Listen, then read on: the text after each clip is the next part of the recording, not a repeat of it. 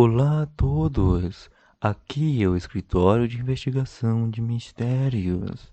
3 horas e 42 minutos em 28 de julho de 1976. Os residentes da cidade de Tangshan, província de Hebei, China, estavam imersos em um sono profundo. De repente, o terremoto chegou e Tangshan foi quase totalmente arrasada em apenas 30 segundos. Naquele terremoto de 7,8 graus, 650 mil casas foram destruídas, 240 mil pessoas foram mortas, 160 mil ficaram gravemente feridas e 4.200 crianças ficaram órfãs. As perdas econômicas chegaram a 3 bilhões de yuans. Por muito tempo desde então, as pessoas de todo o país estavam envoltas em profunda tristeza. Mas naquele desastre, equipes médicas e de resgate resgataram pessoas à beira da morte. 10 anos depois, em 1987, professor Jin, reitor do hospital Tianjin Anden, recebeu um subsídio especial do Conselho Estadual. Com seu colega, o professor Liu Jianxuan, entrevistou aleatoriamente 100 sobreviventes do terremoto em Tangshan. Conduziu uma pesquisa de experiência de quase morte. 81 dados foram tidos como relevantes dentre os 100 entrevistados. Depois disso, os dois professores também publicaram o primeiro relatório de pesquisa sobre experiência de quase morte na China continental.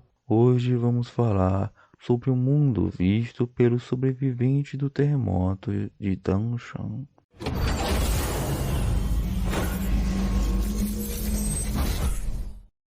Os artigos do professor Fang Zhiying e do professor Liu Jianxin foram publicados pela primeira vez no periódico chinês de psiquiatria em 1992. Das 100 pessoas entrevistadas no início, 19 pessoas foram excluídas por causa de informações incompletas ou sofrimento durante a entrevista e por não conseguirem se lembrar do passado. Finalmente, 81 amostras foram consideradas válidas, 43 homens, 38 mulheres. A idade média estava entre 31 anos. Existiam 4 casos de menores de 18 anos. 76 deles ficaram paralisados para o resto da vida por causa do desastre. 54 deles estavam completamente paralisados. Em outras palavras, esses entrevistados eram pessoas que ficaram com graves sequelas. A senhora Liu, que tinha 23 anos, estudou até o ensino fundamental. Na época do terremoto, era operária de fábrica. Sua coluna lombar foi quebrada por uma casa que desabou. Desde então, não conseguia movimentar a parte inferior do corpo e precisava usar cadeira de rodas. De acordo com a senhora Liu, no momento do acidente ela não sentiu medo nenhum. Em vez disso, seu pensamento se tornou extremamente claro. Ela viu cenas do passado na sua mente como um filme. Via cenas dela rindo e brincando com seus amigos de infância.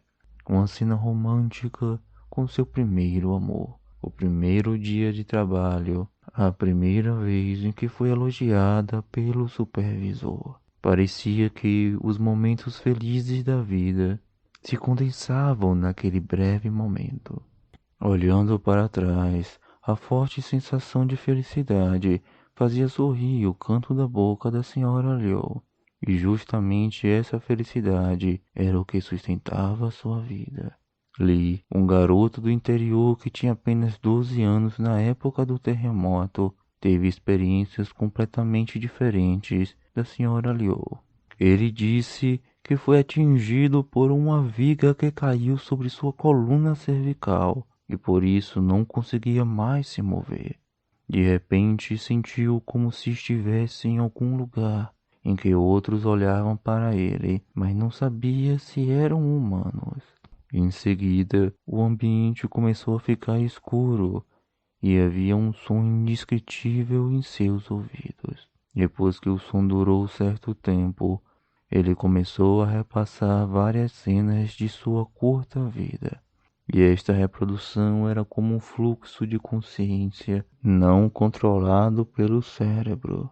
Coisas boas e coisas ruins. Não são poucos casos semelhantes quando alguém está à beira da morte.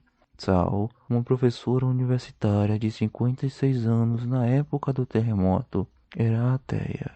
No momento em que ela parecia estar morrendo, todas as cenas apareceram em sua mente, como ir para a universidade, o movimento de educação socialista, a revolução cultural e, finalmente, quando pôde voltar ao trabalho. De repente, ela sentiu que havia passado por muitos altos e baixos em sua vida. Não podia simplesmente morrer daquele jeito. Então sentiu como se alguém a tivesse puxado de volta à realidade. Embora a professora Tsao tenha perdido marido, filhos e neto no terremoto, ela conseguiu sobreviver. Ela achava que aquilo não tinha sido uma coincidência. Além de alguns verem essas cenas passarem na mente, houve também algumas experiências cheias de mistério. No relatório da pesquisa dos sobreviventes do terremoto de Tangshan, cerca de um terço disse que teve a experiência de passar por um local escuro.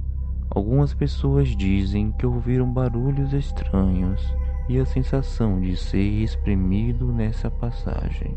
Algumas pessoas puderam ver claramente a luz no final da passagem. O professor Fan Zhiyin e Liu Jiangxin resumiram esta experiência como experiência do túnel. Um entrevistado descreveu que naquela época ele sentiu que seu corpo estava dividido em dois, de acordo com sua experiência social, crenças religiosas, estado civil, personalidade e até mesmo nível de educação. As cenas que as pessoas viam na experiência também eram diferentes. Mas essas experiências não eram aleatórias. Fang Zhiyin e o professor Liu Jiangxin registraram as descrições de todos os entrevistados e dividiram as experiências em 40 subcategorias, incluindo ver o passado, sentimento de estar fora do corpo, leveza, possuir alguma estranheza no corpo, sensação de destruição do mundo, sensação de integração com o universo, sensação de tempo estático, entre outros. A maioria dos entrevistados tiveram duas ou mais experiências. O que chocou os dois professores foi que suas descobertas eram muito semelhantes às de muitos países ocidentais em experiências semelhantes. Em outras palavras, esta experiência cruzava raças, línguas e crenças religiosas.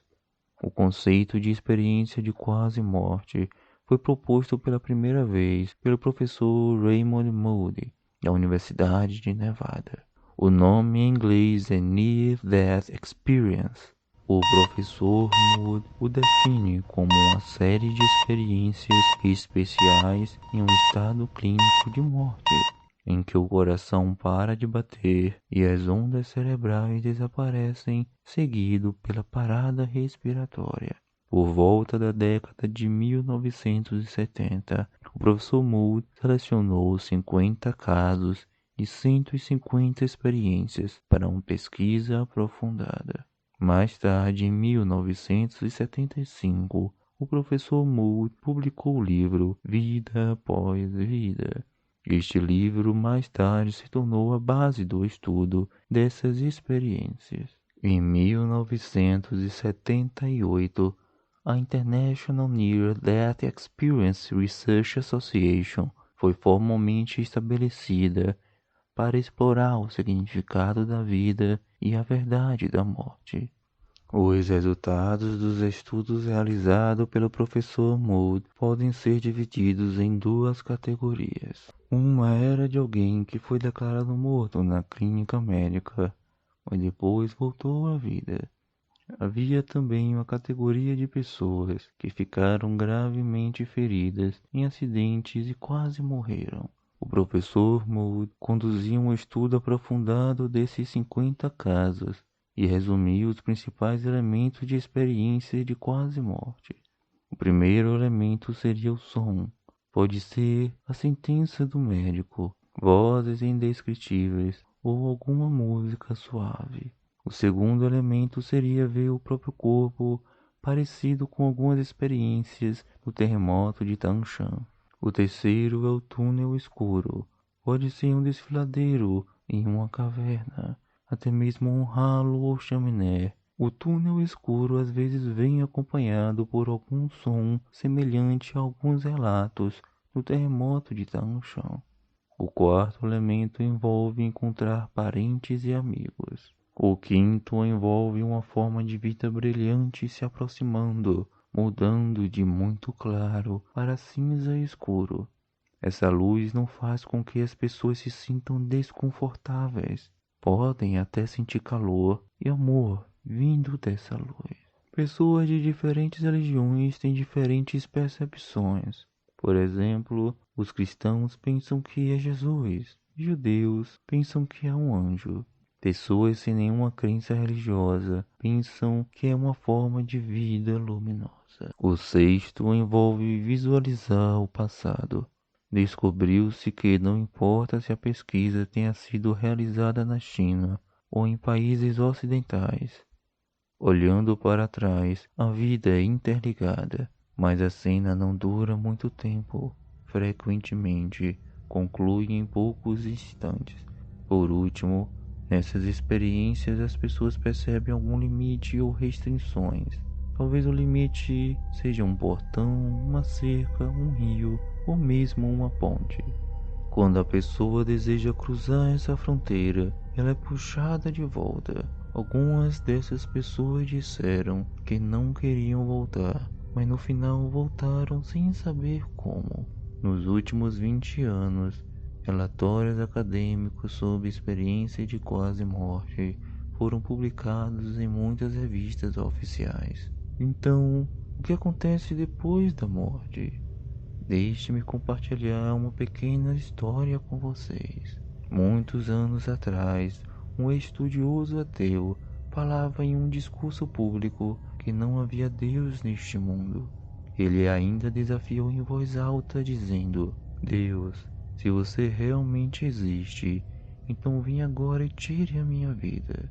Depois de falar, o estudioso esperou alguns minutos, mas como você já pode imaginar, nada aconteceu. O estudioso orgulhosamente disse ao público: Olha, Deus não existe. Nesse momento, no auditório, uma mulher idosa se levantou lentamente e se dirigiu a este estudioso. Senhor, você é muito lógico, olhando para ver que é um homem erudito, mas tenho algumas dúvidas e não sei se o senhor pode responder.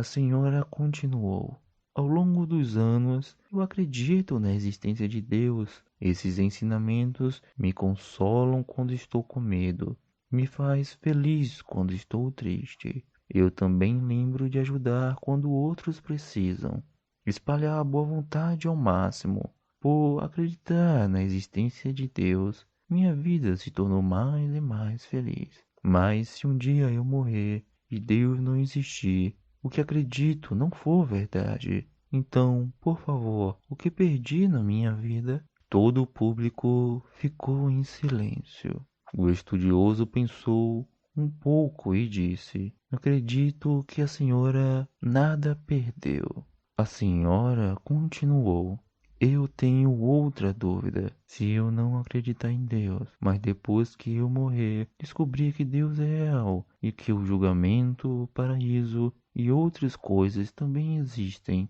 então o que estou perdendo? O estudioso ficou sem palavras. Ok, isso é tudo o que tenho para compartilhar hoje. Te vejo no próximo programa. Tchau, tchau.